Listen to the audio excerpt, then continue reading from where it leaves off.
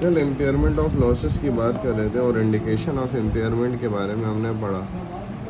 Market value decline हो गई, technology upgrade हो गई, या मार्केट्स में अप एंड डाउन आ गया, इकनॉमी में ऊंच नीच हो गया, या लॉस बदल गए, या इंक्रीज इन इंटरेस्ट रेट हो गया, या डिक्रीज इन इंटरेस्ट रेट हो गया, दैट में lead to indication of impairment.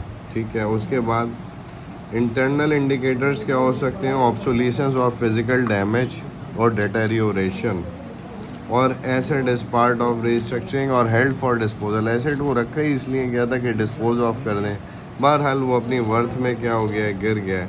Verse economic performance than expected, ये CGU की बात हो रही है, कैश जनरेटिंग यूनिट की, कि हमारी एक्सपेक्टेशन से उसकी परफॉर्मेंस क्या रही, डिग्रेडेड रही। ठीक है, reversal of an impairment loss, important चीज़ यहाँ पे आती है और टेढ़ापन भी यहीं पे। एक दफ़ा आपने एम्पेयरमेंट लॉस बुक कर लिया, अगले सालों में वो एम्पेयरमेंट लॉस क्या भी हो सकता है, रिवर्स भी हो सकता है। ख्याल रहे, अगर गुडविल को आपने एक दफ़ा एम्पेयर कर दिया और वो कितनी भी रिवर्स हो जाए, internally generated goodwill can not be recognised at all. मुमकिन नहीं है कि आप गुडविल को दोबारा रिकॉर्ड कर सकें। अगर एक दफ़ा गुडविल एम्पेयर हो गई तो it means it has been lost. Okay, वो इज्जत एक ही बार जाती है। हाँ, an entity shall reverse impairment loss if there is any indication that an impairment loss for an asset other than goodwill recognized in prior periods। उसने साफ साफ बोला other than goodwill recognized in prior periods। Exception है goodwill, goodwill के ऊपर reversal apply नहीं होगा। कहता है मे नो लॉन्गर एग्जिस्ट और मे हैव डिक्रीज। पहले आपने एम्पेयरमेंट लॉस रिकॉग्नाइज किया था, अब एसेट अपनी वर्थ में दोबारा क्या हो गया, बढ़ गया, या आपने एसेट सिरे से क्या ही कर दिया है, फरोख्ती कर दिया है, ख़त्म हो गई बात। ठीक है, if any such indication exist the entity shall estimate the recoverable amount of the asset. एक दफ़ा फिर रिकवरेबल अमाउंट कैलकुलेट करनी पड़ेगी और उसका कैरिंग अमाउंट से क्या किया जाएगा, एक दफ़ा फिर मवाजना किया जाएगा। The following must be considered while reversing an impairment loss. इन चीज़ों को कंसिडर करना लाजमी है जब आप एम्पेयरमेंट लॉस को क्या कर रहे हो, रिवर्स कर रहे हो। The carrying amount of the asset is increased to its recoverable amount. Carrying amount of an asset is increase to its recoverable amount. हाई लाके इसे अपनी रिकवरेबल अमाउंट तक लेके जाया जा सकता है, उससे ऊपर नहीं लेके जाया जा सकता है, ये मुमकिन नहीं है। ठीक है, हाई वो जो कैरिंग अमाउंट है और रिकवरेबल अमाउंट है वो अगर बराबर हो तो क्या करना है? बराबर हो तो कुछ करने की ज़रूरत ही नहीं है। लोअर ऑफ चाहिए होता है, अगर दोनों बराबर हैं तो दोनों ही हायर ऑफ भी हैं, दोनों ही क्या है। अभी एक का दुक्का सवाल कराऊंगा तो आपको IAS 36 का बेहतर आइडिया हो जाएगा, क्योंकि IAS 36 के बहुत ज़्यादा सवाल हैं। कोशिश करूंगा एक दो सवाल अभी करूं। ठीक है, the total increase in the assets value is limited to the total impairment losses charge for the relevant asset in prior years. The total increase in the assets value is limited to the total impairment losses charged for the relevant asset in the prior period। फर्ज कीजिए recoverable amount 70,000 पे आई थी तो हमने impairment की थी। अब जब वो रिकवर हुई तो वो वापस 1,50,000 तक चली गई है। 1,10,000 से हम कितने पे ले आए थे, 70,000 पे। 40,000 का लॉस हमने क्या कर लिया था, बुक। लेकिन अब इस वक्त रिकवरेबल अमाउंट 1,10 पे भी नहीं है, कितने पे, 1,50 पे। तो एम्पेयरमेंट लॉस जो रिकवर किया जाएगा वो 40 से ऊपर का करना मुमकिन नहीं है। जितना लॉस बुक किया था रिवर्सल भी सिर्फ उतने का ही हो सकता है। बाकी फिर एक अलग इशू है, वो दूसरा IAS अप्लाई होगा। एम्पेयरमेंट लॉस का, एम्पेयरमेंट ऑफ एसेट्स का उससे कोई लेना देना नहीं है। ठीक है,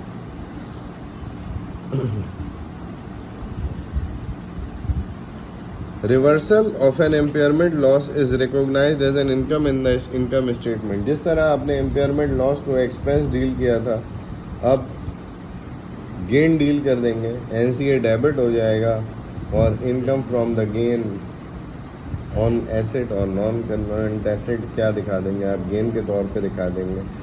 क्योंकि एम्पेयरमेंट लॉस को आपने आईएएस में रिकॉग्नाइज किया था, तो गेन को भी कहाँ ही रिकॉग्नाइज किया जाएगा, आईएएस में, ठीक है। लेकिन उस हद तक सिर्फ जिस हद तक आपने एम्पेयरमेंट लॉस रिकॉग्नाइज किया ये था। इम्पेयरमेंट लॉस के बाद जो एसेट की वैल्यू बढ़ी है उसका ट्रीटमेंट है।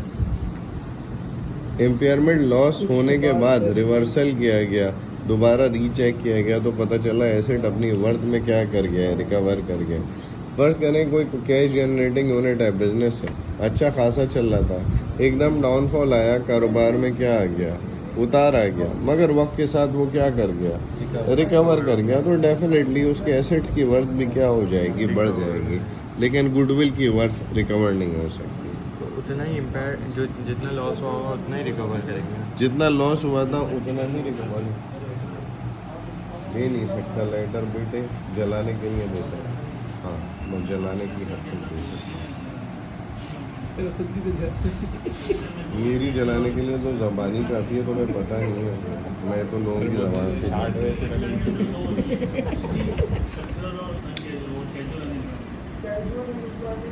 ठीक है। अच्छा, एडजस्टमेंट्स आर ऑल्सो नीड बेटे इधर बेटे, ये बहुत टेढ़ा पॉइंट है, काइंडली ज़रा बच्चों ये नहीं करो। और इस जगह मैं ब्रेक नहीं ले सकता था, इस वजह से मजबूरन मुझे क्लास लेनी ज़रूरी थी।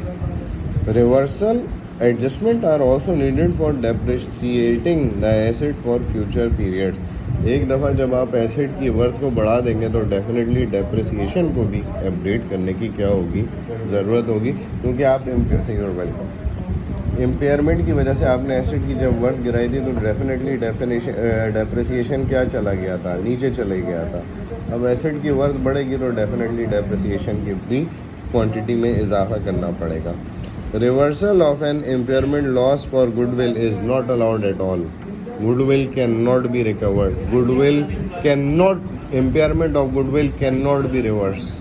इसका क्या सीन करेंगे फिर? कुछ नहीं कर सकते,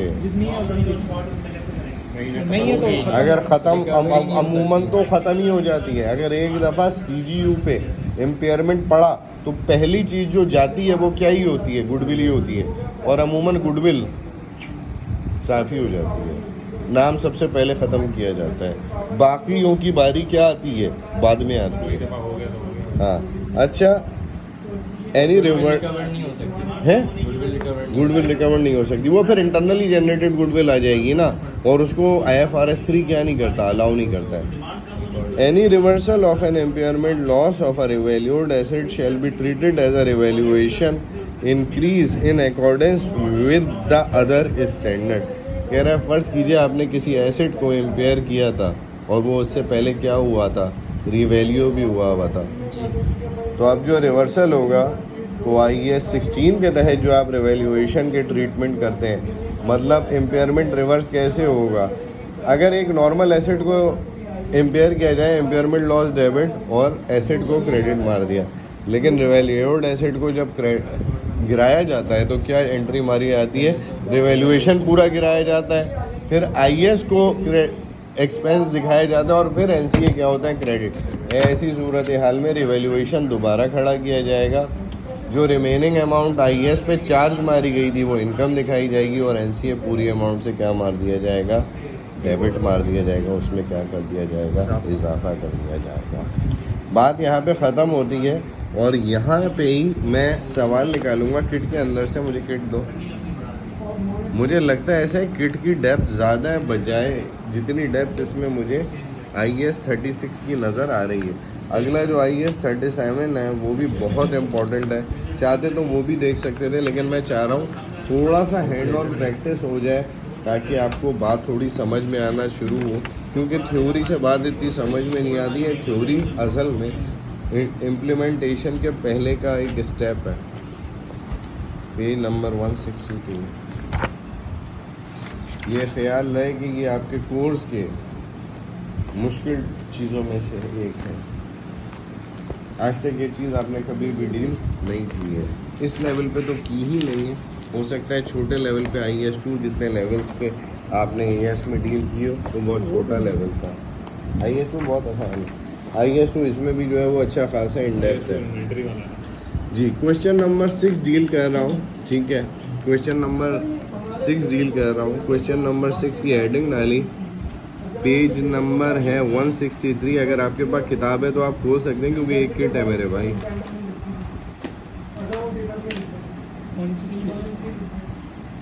कहते हैं explain what is meant by impairment. Golu जरा बेटा मोटे, इसका मतलब बता। Explain what is meant by impairment. Value में गिर जाना।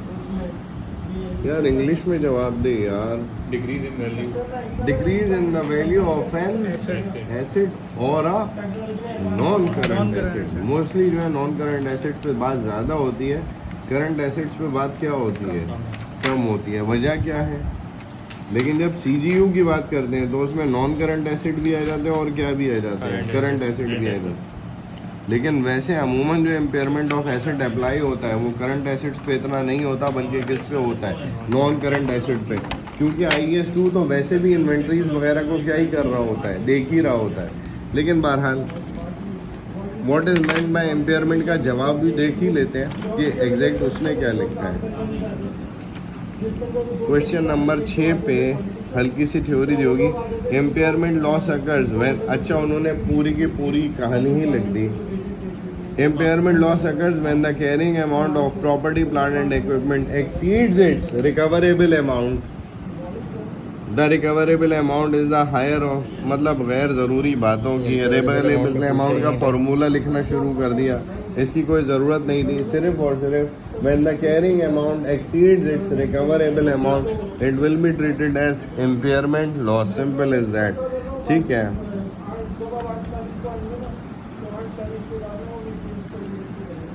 Question number 6, in July 2014 the directors carry out an impairment review of their plant and equipment। PPE का impairment review carry out किया गया। 3 एसिड्स इनके पास मौजूद थे, एसिड 1, 2 और 3, ठीक है। कैरिंग अमाउंट जो आ रही थी, कैरिंग अमाउंट को CA लिखते हैं। कैरिंग अमाउंट जो आ रही थी वो आ रही थी 1870 2423 और आ रही थी 1368, ठीक है। जब इसकी रिकवरेबल अमाउंट को देखा गया तो एक बात सुन लीजिएगा, रिकवरेबल अमाउंट पहले अलग कैलकुलेट होगी और फिर इधर आएगी, ये मैं आपको बता दूं। चाहूँ तो मैं इसी जगह पे भी रिकवरेबल अमाउंट को कर सकता हूँ कैलकुलेट, लेकिन रिकवरेबल अमाउंट को मैं जानबूझ के नीचे कैलकुलेट करूँगा ताकि आपको ये पता रहे कि ये हायर ऑफ है किन दोनों का बेटे फॉर्मूला कल लिखवाया गया था। हायर ऑफ VIU और fair value less any cost to sell, less any cost to sell. कोई चीज़ खुद तो नहीं बिक जाती है ना, बेचने के लिए भी क्या करना पड़ता है, खर्चा। 1 2 3, ठीक है। Asset number 1, net selling price NRV कितनी आ रही है, इसे नेट रियलाइजेबल वैल्यू भी कह सकते हैं। वैसे नॉन करंट एसेट के लिए NRV का लफ्ज़ यूज़ नहीं होता है, इन्वेंट्री के लिए यूज़ होता है, लेकिन फिर भी कहा भी जा सकता है। 1560 है फेयर वैल्यू, 2514 है दूसरे की फेयर वैल्यू और तीसरे की है 1287, ठीक है। और तीसरे की VIU है 1362। दूसरे वैल्यू इन यूज़, अगर इसे हमने इस्तेमाल किया तो ये हमें कितना पैसा जनरेट करके देगा। VIU का फॉर्मूला क्या है, cash flow multiply by discount factor, ये VIU है। VIU अक्सर सवालों में कभी कैलकुलेट भी करवाएगा, ठीक है। अच्छा, यहाँ पे आया 2625 और फिर 1313 टिक किया। 1 में हायर ऑफ कौन सा है, 1560 या 1362? 1560 उठा लिया। रिकवरेबल अमाउंट यहाँ पे कितनी आ गई, फिर आया 2514 2625, कितना उठा लिया, 2625। इसमें 1287 1313। आप जवाब दीजिए ओवैस साहब, लॉस कितने का हुआ है या कोई लॉस नहीं हुआ है एसेट नंबर 1 में? लॉस हुआ है ना सर। कितने का बेटा, कैलकुलेटर उठा के बता देना।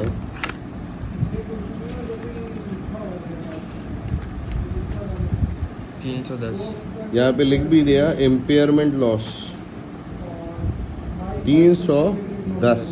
नई कैरिंग अमाउंट कितनी है 1560, ठीक है। 2625 recoverable amount, carrying amount 2423, dash मार दिया।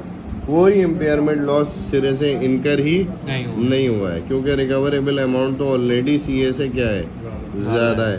तीसरे एसेट पे आया 1368 1313, कितने का लॉस बुक हुआ है? कैलकुलेटर के बगैर काइंडली जवाब ना दीजिए। 55 प्लस 310 कीजिए 365। 365 impairment loss debit, NCA credit, ठीक है। Calculate the total impairment loss that would be recognised in the IAS for the year ending 31 May 2015 in accordance with IAS 36। Question number 6 का जवाब देखेंगे। 4 नंबर और 2 नंबर, 6 नंबर का ये सवाल था, इंतहाई आसान सवाल था, समझ रहे। छठे नंबर का सवाल है, क्या कहता है इम्पेयरमेंट लॉस कितने का आ रहा है 365 रुपए का, ठीक है। अगर जर्नल एंट्री बनाता तो क्या बनाता, इम्पेयरमेंट लॉस डेबिट करता पीपीई डैश 1 और पीपीई डैश 3 को कितने कितने से क्रेडिट मारता, 310 से और 65 से। यहाँ पे जर्नल एंट्री भी बना के दिखा रहा हूँ। इम्पेयरमेंट, क्योंकि अगर फाइनेंशियल स्टेटमेंट में ये सवाल आ जाता है या ये एडजस्टमेंट आ जाती है तो फिर आपको इसका ट्रीटमेंट क्या करना पड़ेगा है। असल में एसेट 1 और एसेट 3 बाकायदा मेंशन किए गए हैं, तो फिर मैं पीपीई डैश 1 लिखूंगा और पीपीई डैश 3 लिखूंगा, क्योंकि अगर नाम मेंशन नहीं होता तब तो कोई मसला नहीं था, लेकिन अभी नाम मेंशन हुए हैं। एक 310 है और दूसरा 55 रुपये। कहानी क्या होती है, ख़त्म होती है। आगे बढ़ेंगे, छठे नंबर का सवाल यहाँ पे ख़त्म होता है। Question number 8। Question number 8 already हमने डील किया हुआ है। ये adjusting or non adjusting event की बात कर रहा है। सवाल सबके सामने। क्वेश्चन नंबर 8 आपकी बुक में नज़र आ रहा है, ठीक है। The following information relates to Asteroid PLC for the year ended 30 June 2014। On 18 July 2014 a flood damaged a material amount of inventory, ठीक है। ऑन 18 जुलाई सबसे पहले इस किस्म के सवाल में ईयर एंड मेंशन करना क्या हो जाता है, लाजमी। ज़रूरी भी नहीं है, क्या है, लाजमी है। 30 जून 2014 आपका क्या है, ईयर एंड। यकीनन फाइनेंशियल स्टेटमेंट जब इशू करने के लिए रेडी होंगे, इसमें कम से कम 3 महीने की मुद्दत होगी। जून के बाद 18 July 2014 flood damage a material amount of inventory. Owais साहब, ये के मुतालिक is it an adjusting event or a non adjusting event? He is right or wrong? है राइट, नॉन एडजस्टिंग इवेंट। ये 18 जुलाई का मामला है, ठीक है। 18 जुलाई के बाद आता हूँ 29 जुलाई 2014। 29 जुलाई क्या फरमाते हैं, a company which old asteroid PLC हमारी कंपनी का नाम है, a material amount went into liquidation. Is it an adjusting event or a non adjusting event? Adjusting event. मतलब तुम तो विकेट के दोनों तरफ खेल रहे हो भाई। वजह बताइए, अगर एडजस्टिंग है तो इसकी वजह क्या है? सर हमें 30 जून को हमारे कर्जा खड़ा हुआ था। लिक्विडेशन 1-1.5 महीने में नहीं होती, 2-4 महीने केस चलता है, उसके बाद एक फर्म लिक्विडेट होती है। डेफिनेटली ये मामला हमारी नॉलेज में था और फर्म आखिरकार क्या हो गई, लिक्विडेट हो गई। Now you are required to adjust the financial statement. You are required to record the bad debt expense debit and account receivable credit by the said amount whatever it is, ठीक है। It's an कौन सा event, adjusting event, ठीक है। अब आप note कर रहे हैं, ये सवाल इतने बड़े नहीं होते, ये बहुत छोटे होते हैं और ये बहुत अमाउंट बता दो। नहीं, एक्सेस मान लेंगे। बैड डेट एक्सपेंस डेबिट और अकाउंट रिसीवेबल क्रेडिट हो जाएगा। जाहिर है जब अगला पैसे बर्बाद हो गए हैं तो आप जनरल एंट्री क्या बनाएंगे, पैसे क्या हो गए, बर्बाद हो गए. Account receivable credit, bad debt expense debit. Now moving ahead to third. 11 अगस्त की बात हो रही है. जून और अगस्त में फ़र्क कितना है? जुलाई अगस्त में 1 महीने का फ़र्क है. कोई इतनी बड़ी बात नहीं है, बहुत ज़्यादा फ़र्क नहीं आया है. 11 अगस्त अभी तक फाइनेंशियल स्टेटमेंट इशू नहीं होंगे. 11 अगस्त 2014 dividend of $0.03 per ordinary share was declared. Is it an adjusting event or non adjusting? Owais mister, how is it possible when IAS1 says that a dividend that we can only deal paid dividends in the financial statement, damn it? As per IAS1, only paid dividend will be dealt in the financial statement. Nothing can adjust the financial statement on the name of dividend. Not declared dividend, not proposed dividend, nothing else. ये तो paid है भी नहीं, ये तो सिर्फ क्या है साला? Is it adjusting or non adjusting? Totally non adjusting event. बेटा, where the hell is your mind? अच्छा सर, अगर पेड होता, क्योंकि प्रपोज तो काफी महीने पहले कर फिर भी दिया नॉन होगा, एडजस्टेंट होगा मेरे ख्याल फिर तो प्रॉब्लम ये है कि बेटे इस किस्म के बेहुदा सवालों को अगर अवॉइड कर लें तो बेहतर है. सर अगर पेड होता तो मेरे ख्याल में तो नॉन एडजस्टिंग Non-adjusting होता होता. सर, क्योंकि वो डिक्लेयर IAS1 ने कह दिया कि जो डिविडेंड इस साल के अंदर पे नहीं हुआ, अगर इस साल में ऐलान हुआ हुआ डिविडेंड अगले साल के पहले या दूसरे महीने में भी दिया जाता है तो वो अगले साल का डिविडेंड करार पाएगा. इस साल में डील ही नहीं हो सकता. ठीक है, सवाल अच्छा था, आई लाइक इट. जान बचाने की कोशिश कर रहे होते हैं हम. 7 नंबर के लिए इतना सा आपको लिखना पड़ा है. क्या ये फ्री के मार्क्स नहीं है? ठीक है. पीछे लंबी करी होगी वो उसने. सीरीज की वो घुमाने फिराने वाली असल बात ये है कि आपको पहले चीज़ डिलीवर की गई है, उसके बाद चीज़ डील करके दिखाई जा रही है. अल्लाह ने चाहा तो आसानी लगेगी. IAS 68 ये कौन से नंबर का सवाल था? 8वां. पहला नॉन एडजस्टिंग इवेंट, दूसरा एडजस्टिंग इवेंट, तीसरा नॉन एडजस्टिंग इवेंट. साफ साफ इधर यहाँ पे लिखो non adjusting it should be disclose as a note to the account. अब इन्होंने ये 1.5 होशियारियाँ दिखाई हैं कि नोट टू दी अकाउंट में जाएगा और ये जाएगा और वो जाएगा. इतना सब हमारे पास फिक्र का टाइम नहीं है. आगे बढ़ेंगे. ठीक है. IAS क्वेश्चन नंबर 8 यहाँ पे खत्म हो गया. ये IAS कौन सा? IAS डी लोरर IAS 10 का सवाल था, question number 8. Moving ahead to question number 10. This too is an easy one I believe. Very much.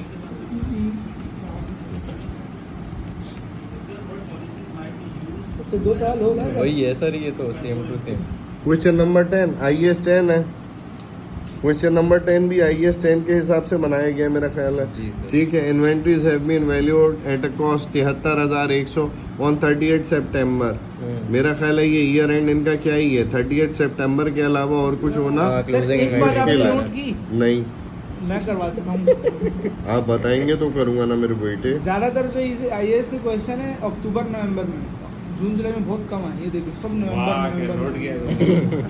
भाई तो तुम बताना क्या चाह रहे हो? क्या हमें नहीं आएगा हमारा. बेटे रिकॉर्डिंग हो रही है वरना मैं अभी कुछ बोलता. ठीक है, आ जाओ इधर. अबे आगे कर में कितने खतरनाक आएंगे तुझे देख. इसकी तबीयत हरी हो जाएगी. अबे ये पेपर में नहीं है, ये मुमकिन नहीं है. चाहे 10 नंबर का है, चाहे 8 का, चाहे 12 का, आएगा जरूर. बहुत लंबे हैं. Inventories have all been valued at a cost of 73,100 on 38 September 2015. Included in this valuation are some items which originally cost 5,000 but have been now damaged or deteriorated. When we are talking about damage, deterioration और damage क्या ही है, same है. They would normally sell for 10,000. हमें normal selling price से कोई interest नहीं है. The items could be repaired at a cost of 3,000 and then be sold for 6,500. As per IAS 2, यहाँ पे आ जाए, मेरे पास आ जाए. As per IAS 2, inventory must be valued at lower of or NRV.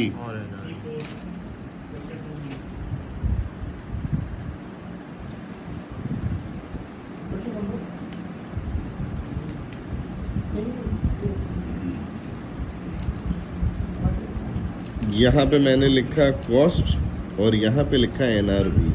NRV यहाँ पे बाकायदा क्या करनी पड़ेगी, कैलकुलेट करनी पड़ेगी, क्योंकि बिना कैलकुलेट करे ये जवाब आएगा नहीं। सिर्फ एक आइटम की बात कर रहा है जिसकी कॉस्ट कितनी है 5000, टोटल 73,100 में से सिर्फ इसने 5000 के आइटम की बात की है। तो यहाँ पे कॉस्ट कितनी लिखी मैंने, सिर्फ 5000, पूरे 73,100 नहीं उठाऊंगा। जी They would included in this valuation are some, they would normally sell for 10,000, selling price कितनी है नहीं 10,000 minus नहीं sir the items could be repaired at a cost of 3,000। अच्छा चलो 10,000 लेना ही नामाकूलियत है, क्योंकि ये रिपेयर होने के बाद सिर्फ कितने के बिकेंगे, 6,500 के बिकेंगे। तो असल सेलिंग प्राइस की अहमियत तो यहाँ पे क्या ही हो गई, इम्पोर्टेंट बात क्या है, ये रिपेयर होने के बाद सिर्फ 6,500 के बिकेंगे। तो नॉर्मल सेलिंग प्राइस की अहमियत यहाँ पे क्या हो गई, ख़त्म हो गई। 6,500 में से 3,000 मैंने क्या कर दिया, माइनस कर दिए। How much is the remaining amount, 5,000 बेटे, 3,500, ठीक है। How much is the amount of loss, 1500 is the loss of $1500। अब जो मर्चेंडाइज इन्वेंट्री की जर्नल एंट्री पास करूंगा वो किससे पास करूंगा, इन्होंने इन्वेंट्री रिकॉर्ड कर ली है या नहीं करी है, पहला सवाल मेरा ये है। तो है inventories have all been valued, valued बोला है, कॉस्ट 1,500। अब 73,100 माइनस 1,500 कर दो, merchandise inventory debit, profit and loss credit. 15,000 का लॉस बुक कर लिया है, profit and loss account credit. Sir merchandise inventory credit होगी बेटे एक बार टोटल इन्वेंटरी टोटल उठा रहा हूँ ना, 73,100 में से 1,500 क्या कर रहा हूँ, माइनस कर दिया, ठीक है। अगर उसने कह दिया होता मैंने रिकॉर्ड ही कर लिया है तो फिर सिर्फ 1,500 से इस एंट्री को क्या बनाता, उल्टा बनाता। Profit and loss account debit, merchandise inventory 1,500 से क्या करता, क्रेडिट। अभी रिमेनिंग फिगर कितनी आ रही है भाई बता दे, 71,600 से मर्चेंडाइज इन्वेंट्री डेबिट और प्रॉफिट एंड लॉस अकाउंट 71,600 से debit. Moving ahead to question number 10 का 2, क्वेश्चन नंबर 10 का 2, पेज नंबर 164 कहता है ऑन 13 अक्टूबर, ईयर एंड था 30 सितंबर, और 13 अक्टूबर 2015 को a flood resulted in a loss of inventory valued 17,500। Is it an adjusting event or a non adjusting? Simply it is a non adjusting event.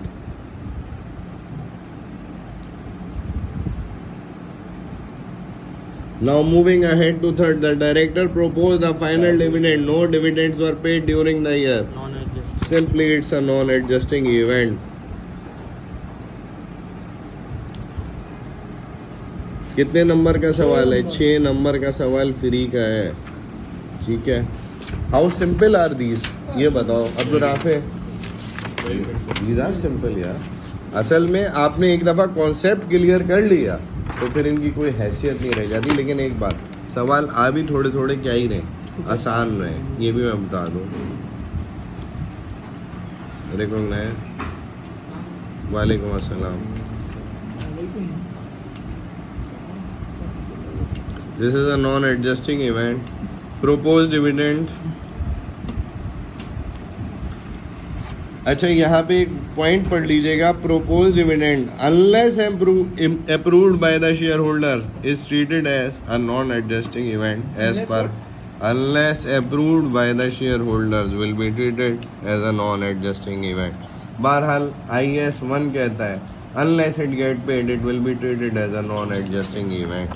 अच्छा, इन्होंने बहुत लंबी लंबी कहानियाँ लिखी हुई हैं 6 नंबर के लिए। इतनी लंबी कहानियाँ लिखने का हमारे पास वक्त नहीं है। वो कोई वर्किंग नहीं की, उन्होंने तो वर्किंग भी नहीं की है, उन्होंने तो कहानी लिखने की। रिकॉर्डिंग यहाँ पे रोको। फिर जो लोग अमीन को जानते हैं उनके लिए तो ये सब इतना ज़्यादा मायने नहीं रखता। लेकिन एक मैं तुम्हें बात बता दूं, ये जो रिवीजनल रिकॉर्डिंग, ये जो रिकॉर्डिंग है ना, ये आखिरी टाइम पे बहुत काम आएगी। ये एक दफ़ा पेपर से पहले सुनने की है, बहुत काम की रिकॉर्डिंग है, समझ लो। तुम्हारी तो डेप्थ इससे अभी बढ़ जाएगी जब ACC की एग्ज़ाम की बुक हो। पहले बुक पे करवाऊँगा, फिर कहाँ पे करवाऊँगा, फिर पे तो वो तो डेप्थ इनसे बहुत ज़्यादा होती है। इनकी डेप्थ क्या है, कम है, सही है, लेकिन बेस तो बन नहीं है ना। ठीक है. Moving ahead to question number 11. Jamal prepared his own financial statement for the year ended 31 August 2015. After the financial statement were prepared, the accountant made the following discoveries. An impairment review of 3 delivery vans were as follows. 3 delivery vans का impairment review carry out किया गया. Question number 11 पे सबसे पहले आपने क्या लिख दिया? एसेट, जो भी एसेट्स हैं वो लिख दिए. यहाँ पे आपने लिख दी CA कैरिंग अमाउंट, और दूसरी चीज क्या लिखी? RA stands for recoverable amount. ठीक है. अभी इधर आया सवाल को भी आप जरा डायरेक्ट उठा लीजिए. Next sale Jamal enter the financial. ठीक है. अच्छा, इसने बाकी की इन्वेंट्री का है. इसका मतलब नेट सेलिंग प्राइस जो है वही फेयर वैल्यू है और वही एनी कॉस्ट टू सेल्स क्या है. क्यों उसने नेट का लफ्ज इस्तेमाल किया हुआ है? सेलिंग प्राइस इसमें से क्या हुई हुई है? माइनस हुई हुई है. अब्दुल राफे साहब, वैन नंबर 1 में, एक सेकेंड, आपसे सवाल नहीं कर रहा हूँ. नंबर 1 में 15 उठाऊंगा या 17 उठाऊंगा? VIU 17 उठेगी. आपको इनके जवाब पे कोई एतराज है या गलत है या सही है? सही है. दूसरा आप खुद ही बता दीजिए. क्वेश्चन वैन नंबर 2 में 16 उठाऊं या 14 उठाऊं? हायर ऑफ 16 उठाऊंगा. तीसरे में कहता है 20 और 16,750 क्या उठाऊंगा? 20,000. हायर ऑफ उठता है. अब CA उठने शुरू हुए 1 2 3. ठीक है. 16 18 24 तो ऐसे का ऐसे ही लिखा जाएगा. इसमें कोई भी अमेंडमेंट मुमकिन नहीं है. ठीक है.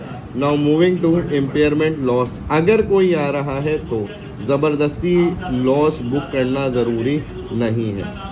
17 से 16 इज देयर एनी, आपसे सवाल नहीं है जिसकी तरफ इशारा उसके अलावा, is there any loss exist or not in the case of asset 1?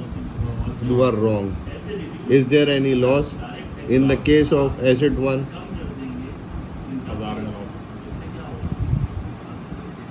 CA lower तो है. यार CA लोअर तो है रिकवरेबल अमाउंट से.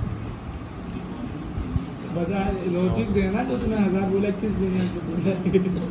क्या हो गया? जीरो ही है. बेटे वो अब्बू है जो जवाब दे रहे हैं. आपने भी लिख दिया, लेकिन clear बेटे हम तो इतने चौड़े में खेलते हैं कि तुम पकड़ नहीं सकते. बेफिक्र हो जाओ. सर ये लिख क्यों रहा है? हम लोग पता था ये तो लोअर सही लिख रहा है. वो सही बोल रहा था. रिकवरेबल अमाउंट क्या आ रही है? हाई आ रही है. और CA क्या आ रही है? लो आ रही है. कोई लॉस बुक ही नहीं हो सकता. अब दूसरे पे आए. Recoverable amount 16, carrying amount 18. कितने का लॉस बुक करूं? 2,000 रुपए का लॉस बुक हो गया. रिकवरेबल अमाउंट 20 से कैरिंग अमाउंट कितने का लॉस बुक हो गया? 4,000 का. टोटल इम्पेयरमेंट लॉस कितने का है? 6,000 का. कितने impairment loss debit NCA credit by how much? 6,000. Impairment loss get debited by 6,000 and 2,000 on PP. NCA will get credited by. All NCA. काट दो. ये फोन ये खत्म हो गया. Statement Jamal treated the opening inventory of 6,000 as closing inventory. बहुत मुश्किल point है, एडवांस में बता रहा हूँ. ओपनिंग इन्वेंट्री किस हेड में फॉल करती है अब्दुल्ला साहब? ओपनिंग इन्वेंट्री किस साइड में फॉल करती है? अकाउंटेंसी के टोटल 5 में से किस हेड में फॉल करती है? अगला नंबर ओवेस साहब आपका रेडी हो जाए. ओपनिंग इन्वेंट्री अकाउंटेंसी के किस हेड में फॉल करती है? गलत है आपका जवाब. किस हेड में फॉल करती है? एक्सपेंस में. क्योंकि IS में ओपनिंग इन्वेंट्री आती है और IS में सिर्फ 2 चीज़ें आ सकती हैं, या इनकम या एक्सपेंसेस. अलावा क्लोजिंग इन्वेंट्री की बात कर रहा हूँ. Moving ahead. 6,000 की ओपनिंग इन्वेंट्री को क्लोजिंग इन्वेंट्री तस्वुर कर लिया. And closing inventory of 4,000 as opening. और जो क्लोजिंग थी 4,000 की उसे क्या तस्वुर कर लिया? ओपनिंग. सवाल ये है दूसरे पॉइंट में मेरा आपसे सिर्फ, इस क्लोजिंग इन्वेंट्री ओवर स्टेटेड और अंडर स्टेटेड? Overstated. माशाअल्लाह. 6 की चीज 4 पे नजर आ रही है लेकिन ओवर स्टेटेड है. नहीं सॉरी, मैं ओपनिंग चल जी. When preparing the income statement, Jamal treated the opening inventory as 6,000. नहीं तो क्लोजिंग इन्वेंट्री. ओपनिंग इन्वेंट्री जरा इसे गौर से देख लेना, इंतहाई इंपॉर्टेंट है.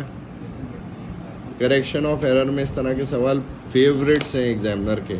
Opening inventory over stated by how much? 2,000. इसका मतलब, एक सेकेंड, प्रॉफिट इज जवाब तू देगा बेटा Owais profit is understated by by 2000 now this sounds cool understated है कैसे closing inventory of 4000 as opening inventory 4000 की लिखी है ना उसने opening inventory When preparing the income statement, Jamal treated the opening inventory of 6000 as closing inventory. as मतलब closing. उसने 6000 को इसका closing मतलब करा ओपनिंग इन्वेंट्री को तो सिर्फ 4000 ही लिया गया है, तो एक्सपेंस को क्या किया गया है अंडर स्टेट. इसका मतलब प्रॉफिट क्या है ओवरस्टेटेड प्रॉफिट ओवर स्टेट है. Profit is over stated. और ओपनिंग इन्वेंट्री अंडरस्टेटेड है वो तो लिख चुके हैं. नहीं हमने ओवर लिखा है ना.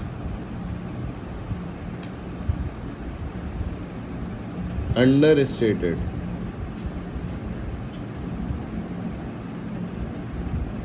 Opening inventory is understated 6000 as closing inventory और ली कितनी है सिर्फ और सिर्फ 4. Opening inventory is understated by 2000. It means expenses are understated by 2000 means profits are overstated by 2000. ठीक है overstated by 2000. Now moving to closing inventory.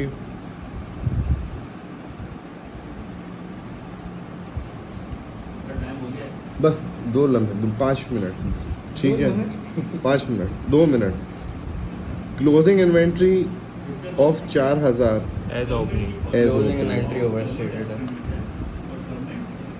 Closing inventory is overstated by $2,000. So the profit is Closing inventory is overstated by 2000. profit is अगर closing inventory over state होती है तो याद रखिएगा profit over state होता है और closing inventory direct profit से रिलेटेड होती है. अगर क्लोजिंग इन्वेंट्री ओवर स्टेट है 2000 से तो profit प्रॉफिट भी 2 over is stated. Overstated By 2000. By 2000. ठीक है 2000. लेकिन एक बात इन दोनों के इफेक्ट को एक दफ़ा क्या वेरीफाई किए जाने की ज़रूरत है. जी.